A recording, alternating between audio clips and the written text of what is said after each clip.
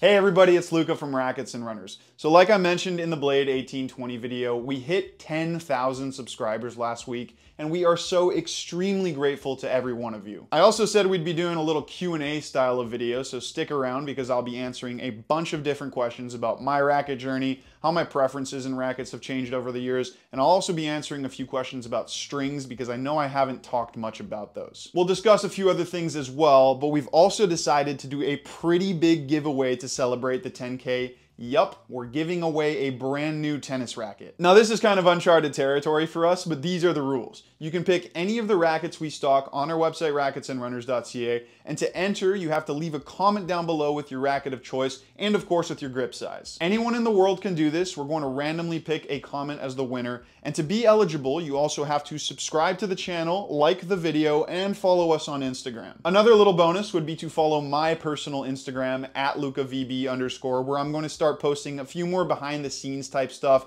especially about what I'm testing that week. Also, if you do win, you have to be comfortable either leaving your email address or your Instagram handle as a response to our "congratulations, you've won" comment. Hopefully that's fine. You can delete it once we've gotten in contact with you. But yeah, the giveaway is just a little token of our appreciation to show how much the growth and support has meant to us over the past year. We're going to move on to the Q&A now. I've never done anything like this, so it should be fun, but bear with me. All right, everybody. So we're actually going to sit down for this Q&A because I've got all the questions here on my monitor.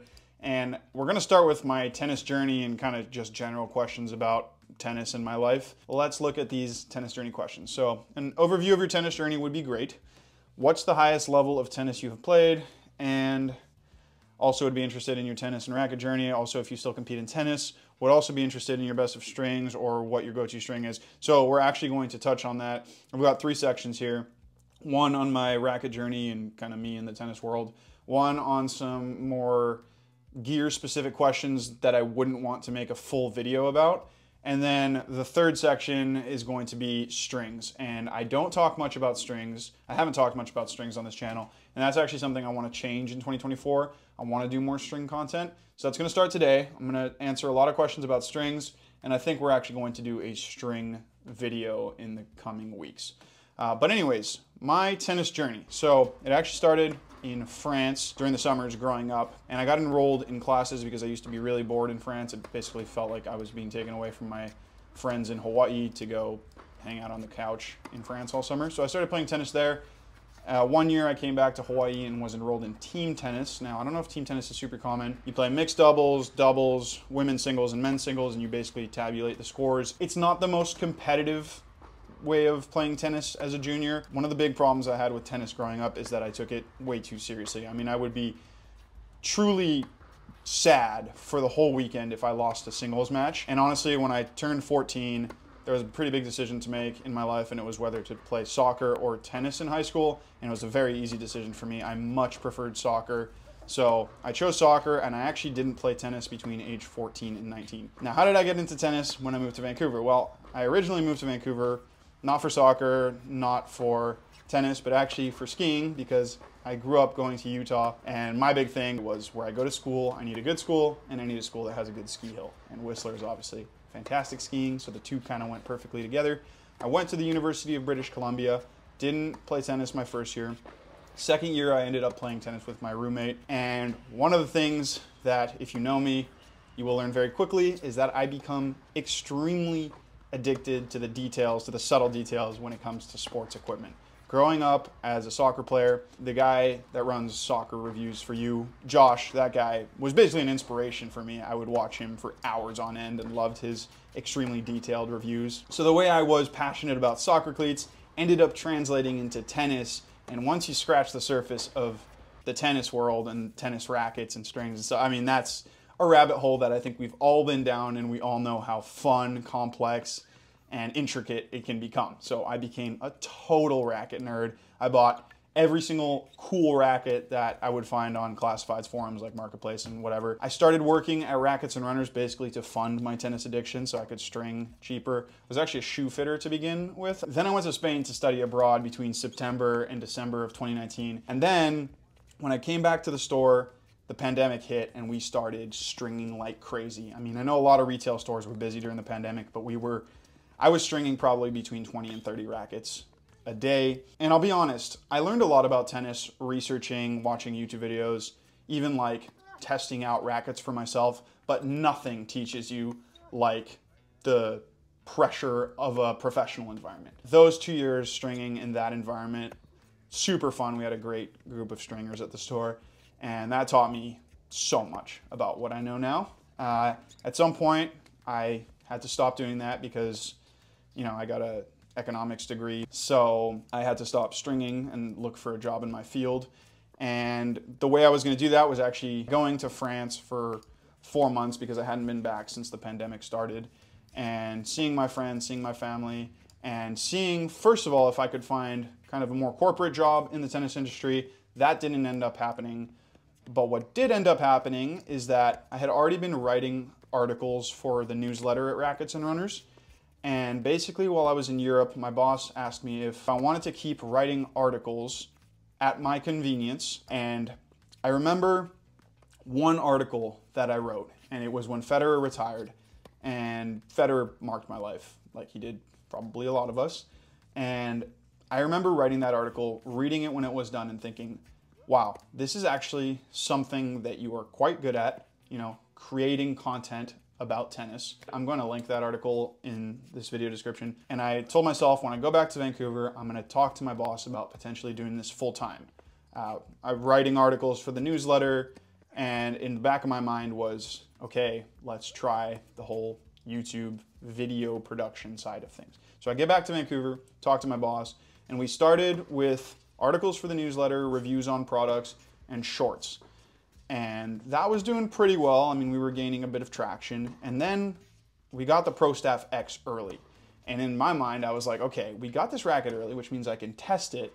And then maybe we can release a video before anyone else does. And if we're able to do that, then people are going to be forced to watch it because it's the only content that's out there. So whether they like it or not, they're going to have to watch my review of the Pro Staff X. Well, I got it out. I think I was the second or third channel to put out a review of the Pro Staff X. And yeah, that was kind of the catalyst for starting the whole YouTube thing. Now most of my time is spent doing YouTube. I still write articles for the newsletter, and I run another YouTube channel, the Pickleball channel, which I'm very into pickleball too. I know pickleball is a little contentious in the tennis community, but I'm of the opinion that anything that brings people outside is good for society, so I'm pro pickleball.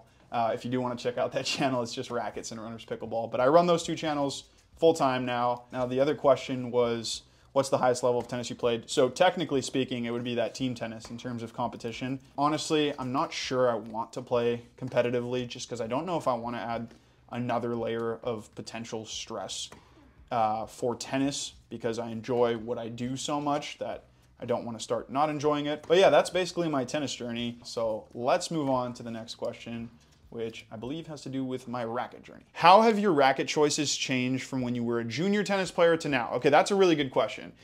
So like I mentioned, when I was 13, that's when I became totally addicted to soccer shoes, but that's kind of when I stopped playing tennis. And before that, I really didn't care about gear.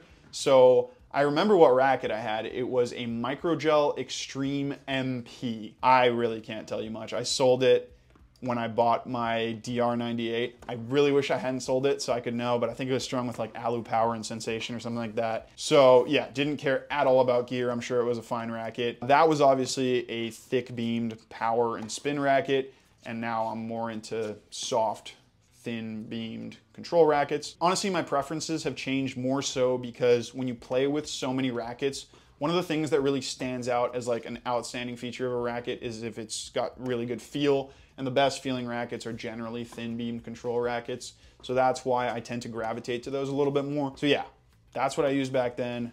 I like thin beam control rackets now. Great video, Luca. Who's your favorite player ever? That's easy. Roger Federer. He's probably my favorite. No, he's not my favorite athlete ever. That would be Zidane and Mbappe. Just because those guys have brought me so much joy. But Federer, I mean, I don't know if I can call him the GOAT, and this will be controversial. But I think if you take aesthetics into the equation, the fact that he was able to do what he did while remaining so elegant and aesthetically pleasing when he plays tennis is honestly like one of the most impressive sporting feats ever. Because in tennis, if you want to play with margin, you kind of have to play a little bit tighter. And he was just loose, powerful. I mean, watching Federer in his prime was crazy. I really would appreciate it if you guys went and read that article. Again, I'm very proud of it, and I think I sum up what Federer achieved in his career quite well in that. But yeah, Federer really marked me as a player. I like Nadal as well. I have immense respect for Djokovic as well. I think he probably is the GOAT, but to me, Djokovic was more so the guy that traumatized me while watching Federer, especially with that 2019 Wimbledon final. Okay, let's move on. Are you Canadian, French, or Hawaiian? He is not French. He sounds American, more specifically Californian. Okay, so first of all, kudos to you for getting Californian with my accent, because the Hawaii accent is basically just a better version of the Californian accent. Oui, je suis français. We're going to switch back to English now, but for those of you who don't believe that I'm French, there it is. Was there a year you'd wish you could retrospectively review all the tennis equipment from? If so, what year and what equipment? Maybe add a short review now. This is a phenomenal question and actually got me researching because 2 years kind of stuck out. 2015 for sure, because that's when probably my favorite racket of all time came out, the 2015 Blade. That racket is just pretty much perfect. Kind of wish they'd never changed the blade after that. That's also the year the Yonex E-Zone DR98 came out. Now, I'm a big fan of the DR98. I actually recently bought 2 more after selling the 2 that I've owned before. I think it's maybe a slightly overrated racket. I was talking to Beckett from Tenncom about this, and he was like, yeah, that thing's a mush fest. And I kind of agree, like it is a little mushy, but it's not mushy in this modern stabilization techie way. It's mushy just because it's very soft and has a super thin throat. So it's just a flexible racket with a pretty big sweet spot because it has a thick hoop. So maybe that's why it doesn't have the best feel, or like at least not the most traditional feel. But getting to review those 2 rackets would be super fun. The other year I'm thinking of is 1994, because that's when the Pro Tour 280 came out, Pro Tour 630 if you live in Europe, and the Babolat Pure Drive was first introduced.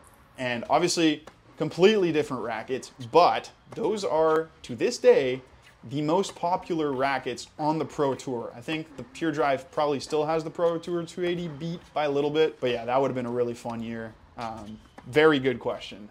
That was the one I was very much looking forward to answering. Are you ever working at the store? Haven't seen you there before. Congrats on 10,000 subs. So no, I do not work at the store anymore. Well, I do go pretty often because I need to string rackets, pick up product and whatnot. But no, I am no longer working there. I think if you went anytime between 2019 and 2022, you would have seen me probably stringing, but no, I am not there anymore. So that's it for kind of the more personal questions. We're going to move on to questions that have more to do with gear, but not questions that I want to answer in a full-on video.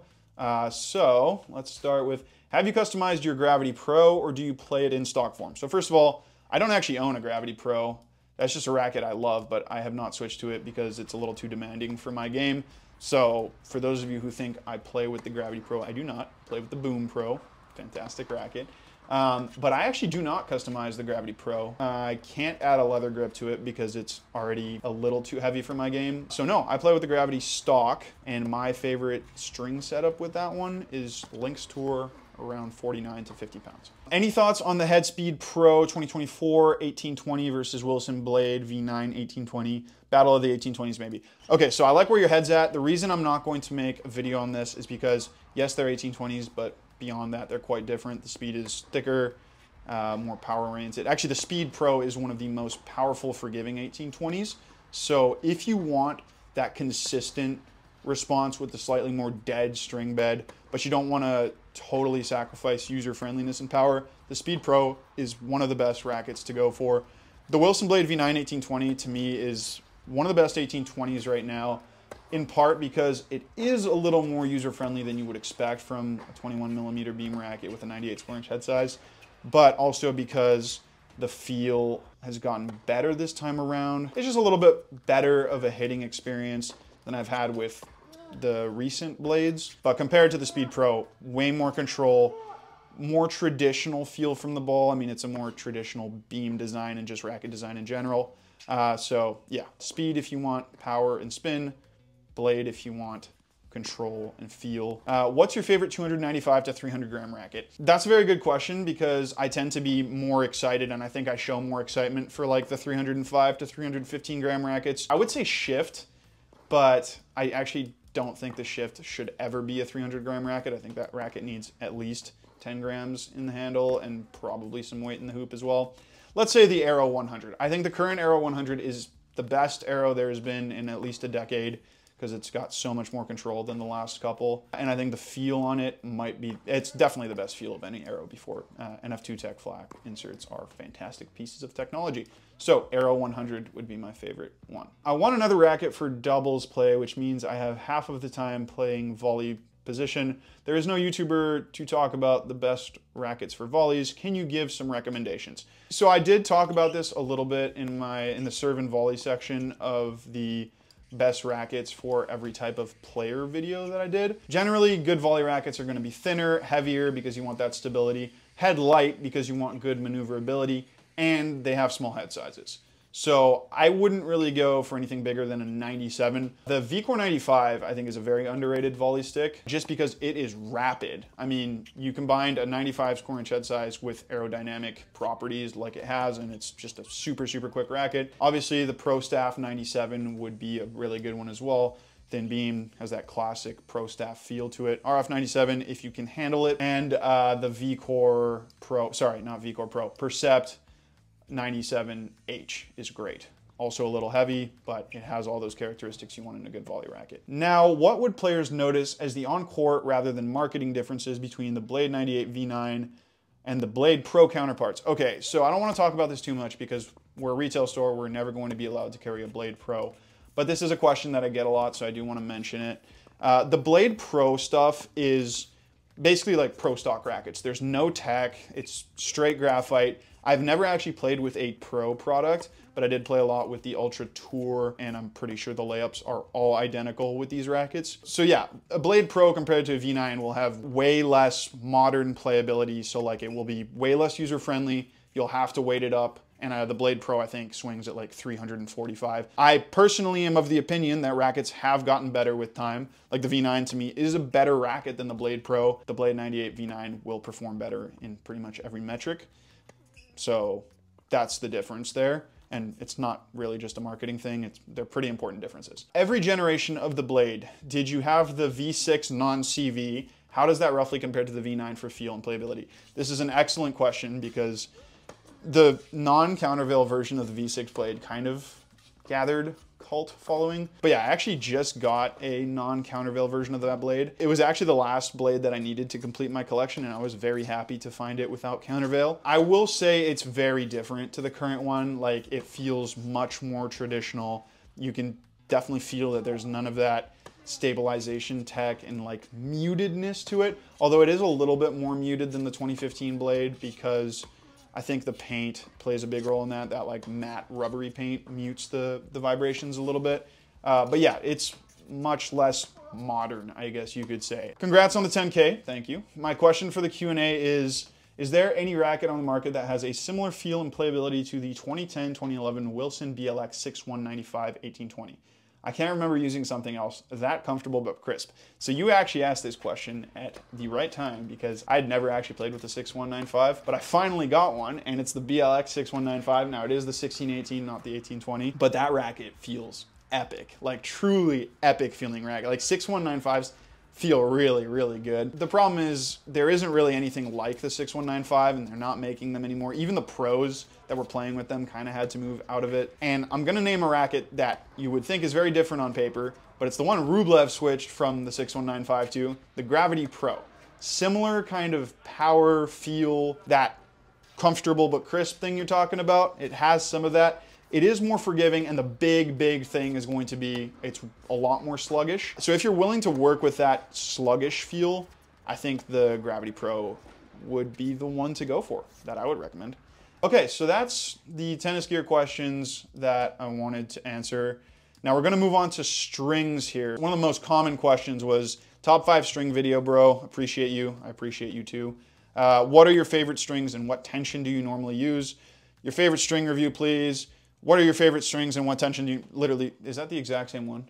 Oh yeah, oops, I doubled that. So what I think I'm gonna do, because this is such a common question, is do a top 5 of my favorite string setups, so string and tension. I'm gonna do a full video on that, but I will talk a little bit about the strings I like, I'm not a big fan of sharp polys. I will say that right now. I do find them a little bit inconsistent. Now, there are some that are more consistent than others.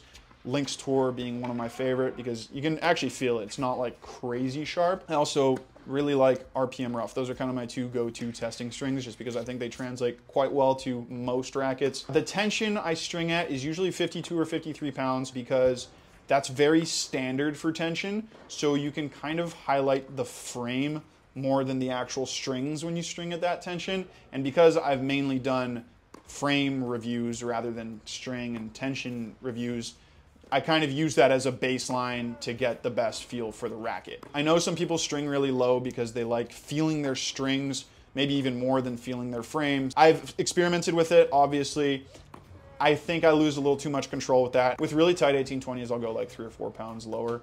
But we'll talk about all that a little bit more in detail next week. Please recommend some strings to go well with the blade. Okay, well, the 1820, I think, string at like 48 to 49 pounds.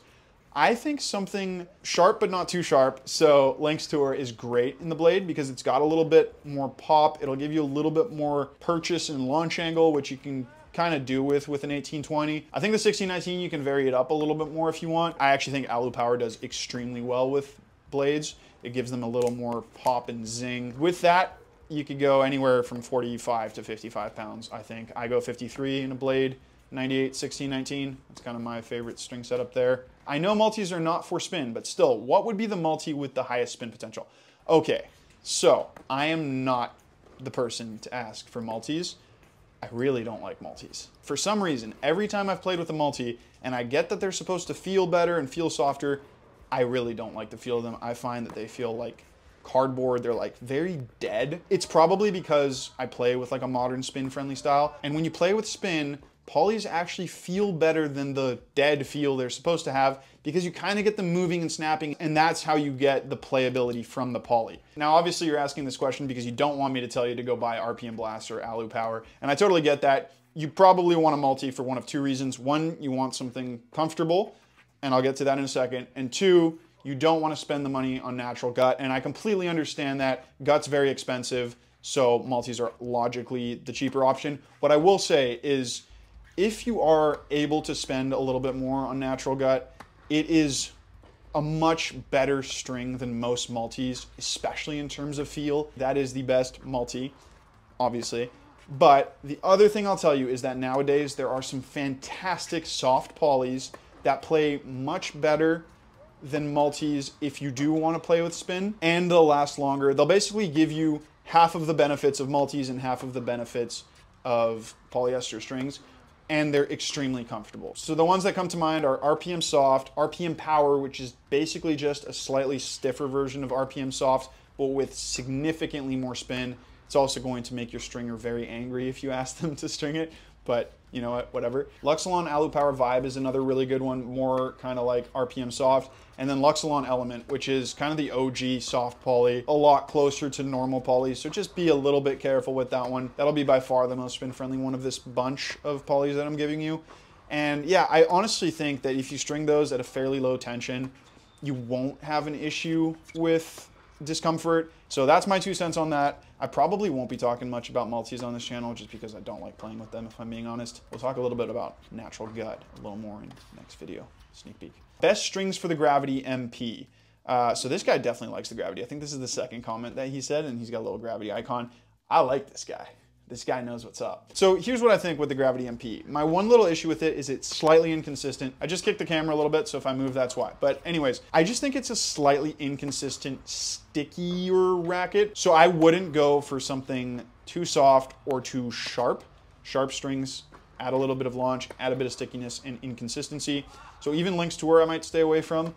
Go for something very slick that has a lot of spin potential, but still good control and that isn't too soft. So I think RPM Rough is kind of the perfect string to go in there. About strings, I don't understand much about them. Can you give a few basic fundamentals I should keep in mind while selecting strings to have more feel and power? One thing is to go for softer polyesters. If you are looking for polyesters, you can go for a hybrid that will give you more feel and power. Maybe a soft poly hybrid and then a stiffer poly, really anything to avoid a multi. You can go for a multi-hybrid or gut hybrid. That'll give you more feel and power, and obviously stringing lower will give you more feel and power. The best way to get more feel and power though, go thinner. So that's it for the string questions. We're just gonna finish up this Q&A with some more miscellaneous questions. The first one is really funny. Which other tennis YouTuber would you absolutely beat in a game, and why is it Beckett from Tenncom? So you nailed it. The answer is definitely Beckett from Tenncom. And why would I beat him in a game? Well, that's because he's awful. I'm just kidding. He's very good, definitely better than me. We haven't actually played a competitive set or match yet, but he would definitely beat me. He's definitely got a lot more experience playing competitively. I do think it would be really fun to play him in a match because we do match up fairly close. I would say we're both 4.5. He might be an open level player, but I'd say we're fairly close. Like when we go out and hit, this session is usually good, although sometimes if we ever show you the raw footage, it gets kind of funny. Nice. While testing the boom was my second choice, while Gravity Tour was the favorite. Man, this right here, you are a man of culture. Gravity Tour is the favorite with the boom as the second choice. I mean, yeah, you've got great taste in things, that's for sure. Congrats. What would be your tips for a beginner reviewer just like me? So I've actually watched your videos, Alex, and they're very good. And I'm not going to pretend like I'm some sort of mega YouTuber like PewDiePie. Is the fact that I just use PewDiePie instead of Mr. Beast a sign of my age? Anyways, but yeah, your videos are very good. The one thing I would say is try to be a little bit more specific with what you release. And this is going to sound kind of brutal and kind of sad, but some ideas that you'll have you think are great ideas, but they're not actually going to get you the views, the interactions that you wish they do. And part of what's important about starting a YouTube channel, if you want it to grow fast, is putting your effort into things that are going to get interactions, despite maybe you wanting to do something else. It's just the way of the world when you're a smaller channel, and I would still say that we're a smaller channel, but people aren't necessarily clicking on your videos for you. They're clicking on the video because it's about content they are interested in. And the reality is some things are more interesting than others. Like a Blade 98 1619 review is going to interest more people than if I made a video on, I don't know, a pair of shoelaces. That's a terrible example. But maybe the shoelaces, I'm passionate about them and I could make a great video about them, but fewer people would click on them. So I would just be a little bit more specific with the content that you do. And the reality is when you're starting a YouTube channel, you are working insanely hard. So the best thing to do is try to put that hard work into things that have the most probability of succeeding. And that's just being a little bit more specific with the type of content you put out. Luca, it's time for some merch to celebrate 10K subs. How about hand-signed Luca edition Rackets and Runners polos? Okay, so a couple of things here. One, if you see this guy, Dylan Torkerell, commenting on my videos, he is my childhood best friend. He loves commenting on videos, usually some pretty funny stuff. And the hilarious thing is that they usually get a ton of likes. I forget what he commented, but I think it was on like the Blade 1619 review. It got like 65 likes or something like that. I don't ask him to comment what he comments. I did not ask him to comment this, but he does bring up a good point.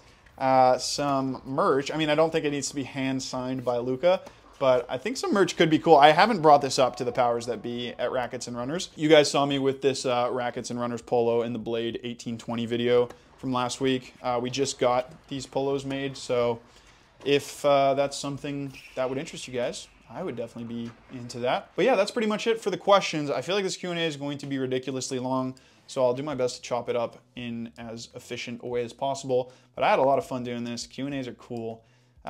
So yeah, let's finish up the video. All right, everybody, hopefully you enjoyed that. I had a ton of fun doing it. I just wanted to remind you before we end the video that to enter the giveaway, you have to like and subscribe, follow us on Instagram, and drop a comment down below with your racket of choice. We have to carry it on the website and your grip size. With that said, that is going to be the end of the video. As usual, if you want to take a look at any of the rackets or products we talk about here, you can visit us in store or you can check them out online at racketsandrunners.ca.